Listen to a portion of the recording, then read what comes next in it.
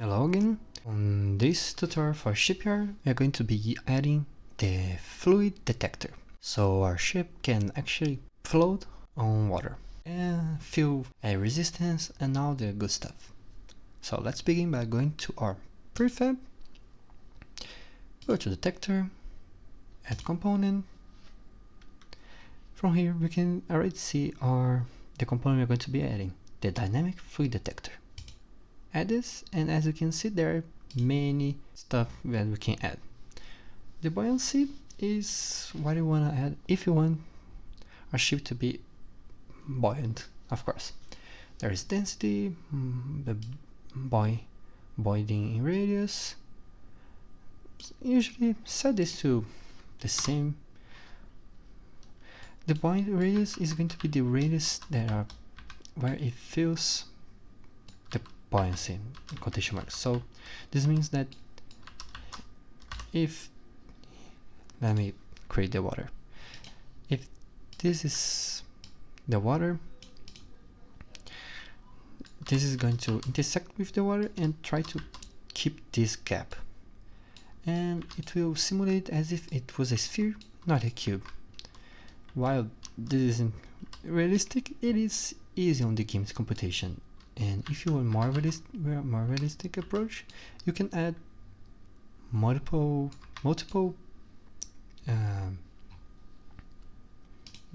dynamic fluid detectors in different things to make it more quote-unquote realistic. Let's cue this to something close to our cube, like this.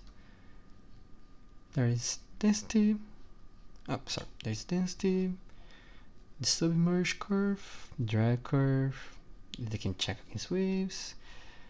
The splash effect, if I create a side bigger one, is the, as you can see, is the effect when it enters a fluid at high speeds, or well, at a mean impact speed.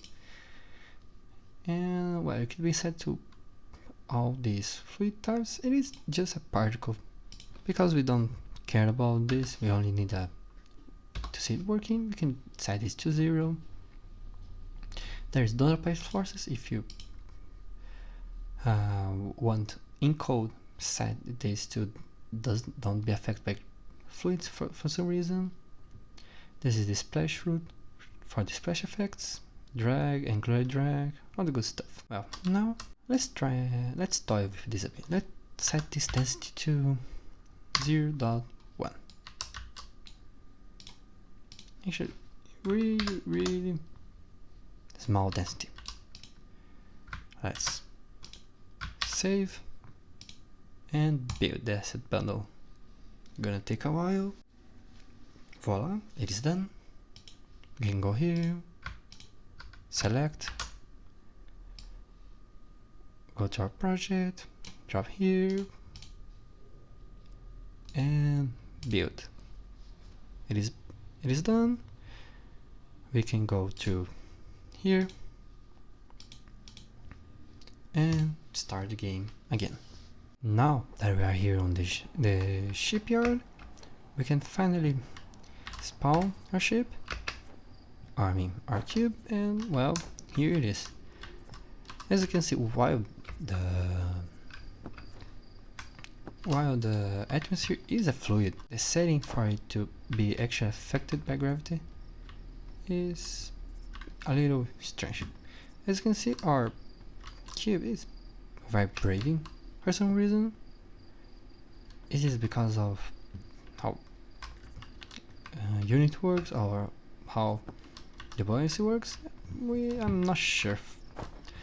But if we drop this cube into water, it would float. Also, I kinda lied on the last episode by saying that the force detector would allow the cube to be affected by this. This, believe it or not, is a fluid. It is a fluid. We can think how this is a fluid. It is basically as you can see from the logs, when it enters the fluid, it has its drag set, and when exiting, a new drag, and this is how everything works. This is why when you enter it, you can move a lot, because your drag is set to a high value that doesn't allow it to move. Now, if we grab the ship and move it here, it would lift our cube into inside the ship and perhaps do some funny things. So let's do this to showcase that it is actually our fluid detector is actually working. So here it is.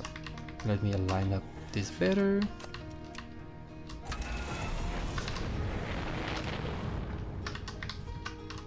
So here I think, yes, it will work. So now if I step away, it didn't work. Even though this isn't really working, as you can see. This is how you would add a fluid volume. Of course, as this isn't an actual ship, we can't really test it on this water because of how heavy the box is. There is a chance that that's one of the reasons it is being lifted, because it is so heavy. Anywho, that's it for this episode. Next time we're going to be seeing how we can have the player be attached to the box the same way the player can sit on the ship.